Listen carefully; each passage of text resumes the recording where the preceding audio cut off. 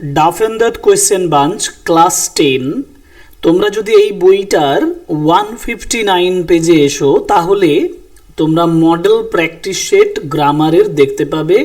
Set 1 set 2 করে অনেকগুলো grammar set দেওয়া আছে।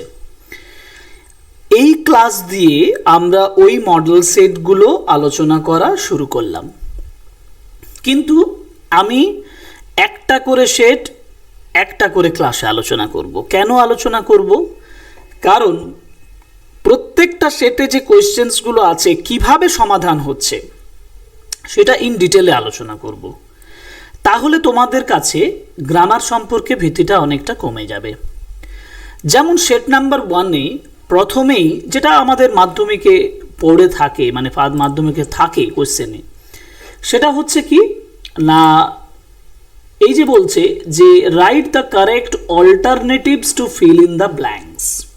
তো ফোর পার্সিয়ান্স এর পরে আমরা ইনক্লুডিং ব্যবহার করব না ইনক্লুডেড ব্যবহার করব না ইনক্লুড ব্যবহার করব, এটা বুঝতে গেলে তার পরের অংশটাও পড়াটা অত্যন্ত প্রয়োজন। যেমন four persons dash a minor are killed were killed.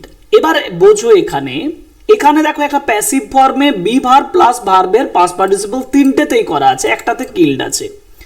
তো যেহেতু এখানে আমার বি ভার্ব প্লাস ভার্বের পাস্ট পার্টিসিপল করা আছে, তাহলে এখানে আমার মেন ভার্ব বসবে আর এইখানটা আমি পার্টিসিপল ব্যবহার করব। যেমন ফোর পার্সনস, তারপর আমি ব্যবহার করব ইনক্লুডিং। তাহলে four persons including a minor. এবার আমি ওয়ার কিল্ড করব না, কারণ কিল্ড হবে না, কিন্তু কোন টেন্সে আছে সেটা আগে পুরো সেন্টেন্সটা পড়লে বুঝতে পারবো। দেখো, in a boat capsize last night, গত রাত্রিতে মানে কি অতীতে হয়ে গেছে, তাহলে ওয়ার কিল্ড, কারণ আমরা রিপোর্টিং এর ক্ষেত্রে কি করে থাকি, ওয়ার কিল্ড করে থাকি। লিখবে were killed in a boat capsize last night on the Ganges during a storm near Kalna ফেরিঘাট এরিয়া।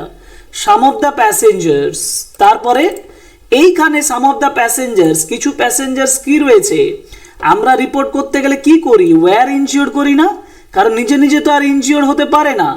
সুতরাং সঠিক উত্তর হচ্ছে four persons including a minor were killed in a boat capsize last night on Ganges during storm near Kalna ফেরিঘাট area and some of the passengers were injured.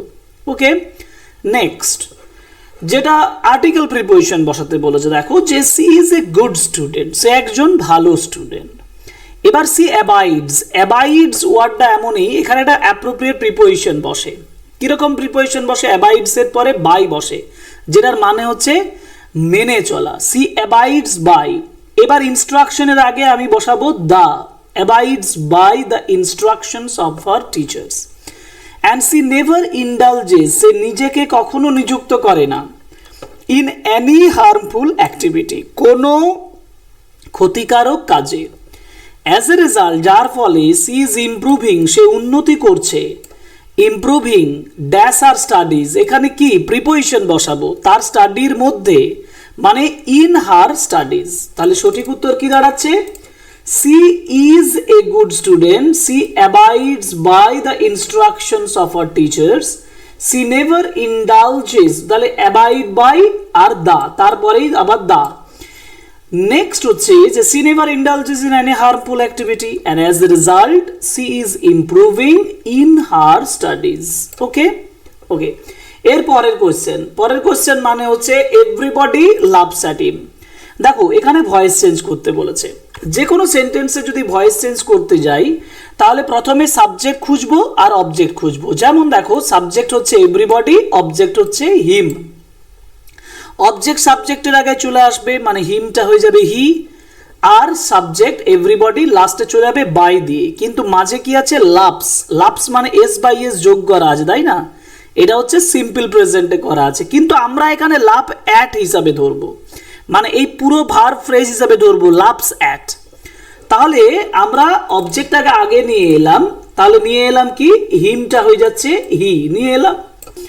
এবার loves আছে মানে simple প্রেজেন্টে আছে, যার জন্য বি ভার্ব এবং ভার্বের পাস্ট পার্টিসিপল বসবে।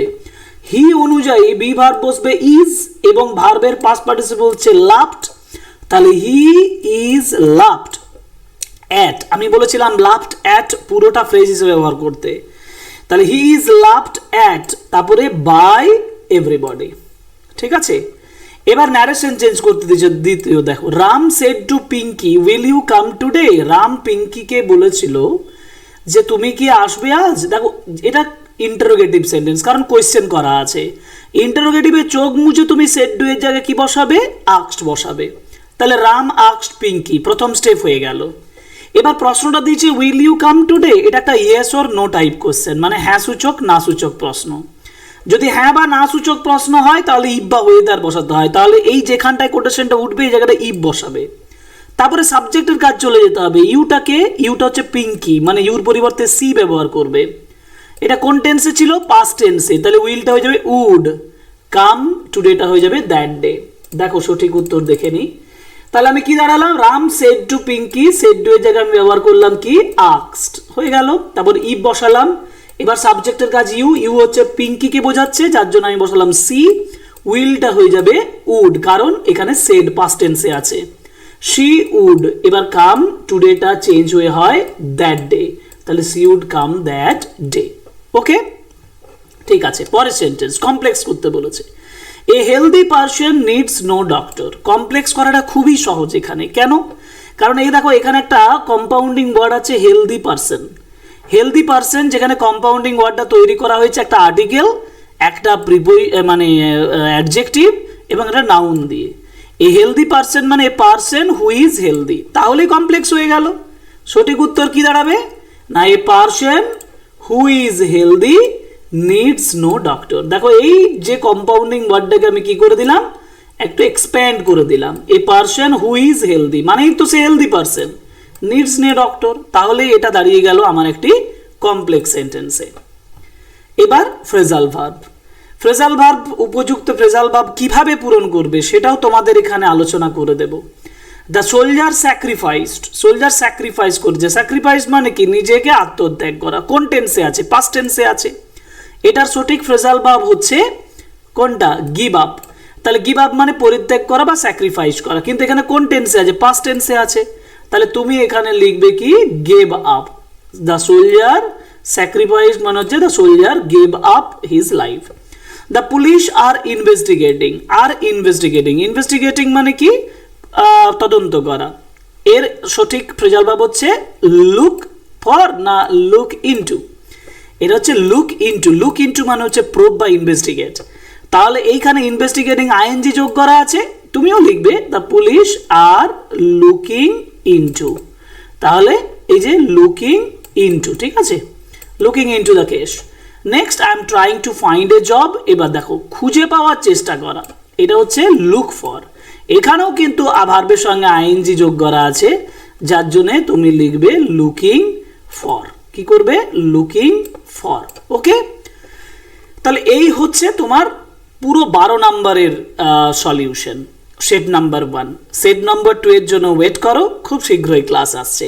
1 বাই 1 ক্লাস করো, গ্রামার সম্পর্কে নিজের যে দক্ষতা সেটা তৈরি করে নাও, আমি হেল্প করব তোমাদেরকে। এই ক্লাস এই পর্যন্তই। সেট 2 এর জন্য ওয়েট করো, সাবস্ক্রাইব করো আমাদের চ্যানেল, লাইক করো, কমেন্ট করো, শেয়ার করো আমাদের ভিডিও, এই অনুরোধ রইল।